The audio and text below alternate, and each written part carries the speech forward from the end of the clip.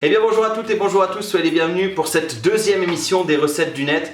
Merci à tous pour vos retours sur la première émission, ce fut un réel plaisir de vous lire. Je vais prendre en compte toutes vos remarques, donc n'hésitez pas à lâcher des commentaires juste en dessous de la vidéo, ça me fera plaisir de vous lire évidemment. N'oubliez pas non plus de vous abonner, on est de plus en plus nombreux, n'oubliez pas de cliquer sur la petite cloche qui se trouve juste à côté, histoire de recevoir toutes les notifications pour les prochaines vidéos. Je vous propose tout de suite de partir pour la nouvelle recette du jour, et aujourd'hui je vous propose une recette succulente, la tarte au citron meringuée.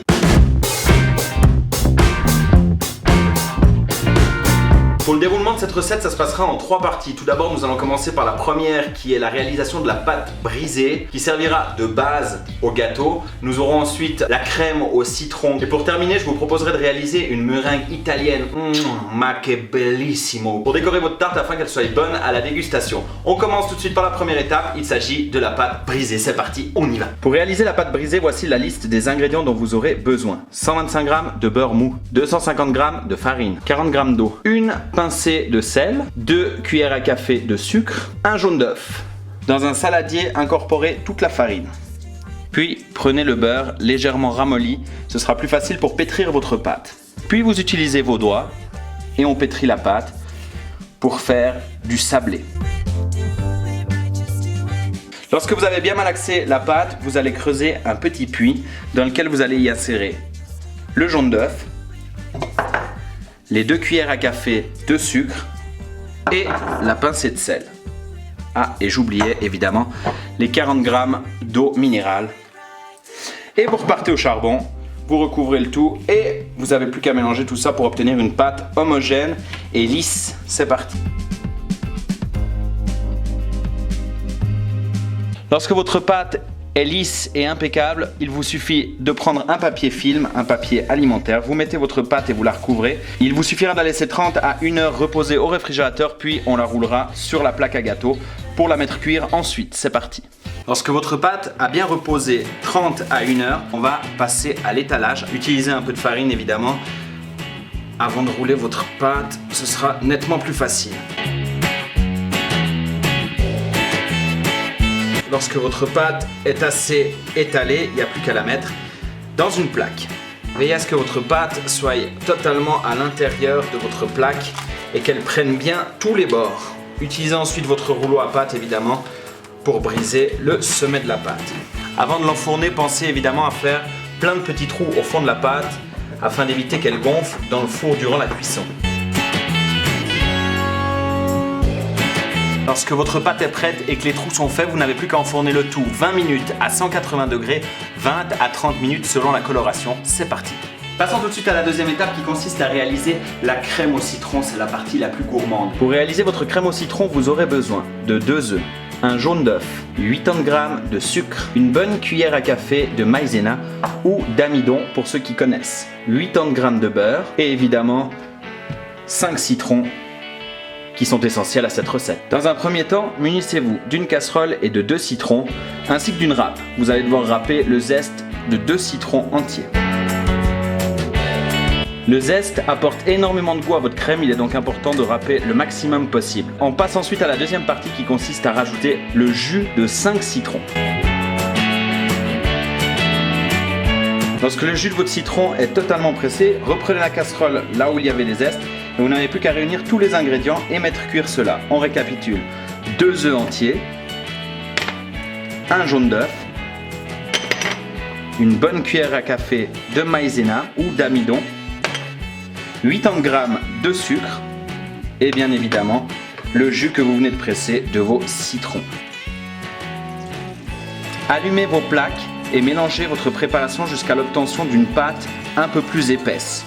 Lorsque votre mélange commence à épaissir et à prendre la consistance d'une crème pâtissière, vous pouvez gentiment retirer votre crème du feu.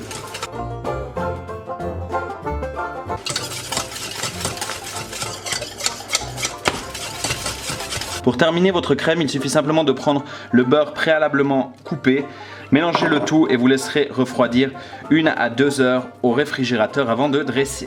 Évidemment, l'insertion du beurre est facultative pour ceux qui aimeraient faire une recette un peu plus allégée. Passons tout de suite à la dernière partie de cette tarte au citron meringuée. Il s'agit évidemment de la meringue italienne. Voici les ingrédients dont vous aurez besoin. Pour réaliser cette meringue italienne, vous aurez besoin de 125 g de sucre, 40 g d'eau. Pour réaliser vos blancs en neige, évidemment, il vous faudra 50 g de blanc d'œuf. Si vous avez été malin, petite astuce, durant votre recette, vous avez utilisé des jaunes d'œufs, mais pas des blancs.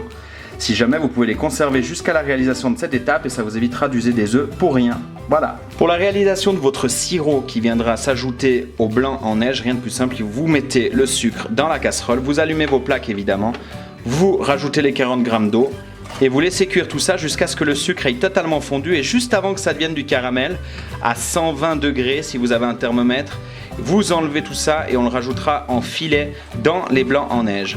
Pendant que votre sirop est en train de prendre, utilisez votre magnifique robot mixeur comme le mien avec les blancs d'œufs à l'intérieur et vous les montez simplement en neige. Lorsque vos blancs commencent à monter en neige, stoppez le batteur, prenez votre sirop, rallumez le batteur et versez votre sirop délicatement en fin filet afin de faire monter la meringue italienne. Lorsque vous arrivez à réaliser un très joli bec d'oiseau, avec la meringue italienne, vous n'avez plus qu'à laisser reposer tout ça et on passera ensuite au dressage. Les 3 étapes sont maintenant terminées, on va pouvoir passer au dressage. C'est parti. Pour le dressage, il suffit de prendre votre tarte maintenant bien cuite et d'y rajouter le citron, la crème au citron que nous avons réalisé tout à l'heure et que nous avons laissé reposer au frigo. Lissez un maximum la surface et on passera au dressage avec la meringue italienne. Pour l'étape suivante, j'ai décidé de verser directement mes blancs d'œufs sur le gâteau et de les lisser un maximum. Bien évidemment, si vous voulez faire un gâteau plus esthétique, vous pouvez prendre une poche à douille et faire plein de petits points. Ça prend un peu plus de temps et malheureusement je n'avais pas la poche à douille pour le faire.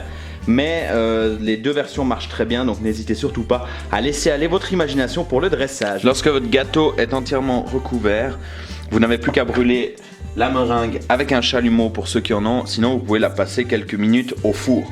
Une fois que votre tarte est bien caramélisée, pour moi, personnellement, je vais rajouter en plus de ça quelques zestes de citron par-dessus et aussi quelques suprêmes de citron. Ça apportera un petit peu d'acide lors de la dégustation. N'hésitez pas, c'est une petite astuce personnelle.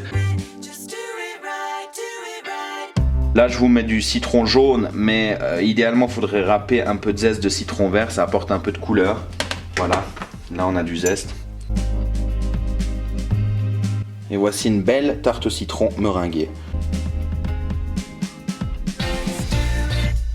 Voilà mes amis, comment j'ai réalisé une tarte au citron meringuée entièrement maison. Bien évidemment, si mes recettes vous plaisent, n'hésitez pas à les partager. Donnez-moi aussi des idées de recettes que je pourrais réaliser. Là, j'ai vu qu'il y en a une qui m'a proposé des éclairs au chocolat. On les fera la prochaine fois évidemment.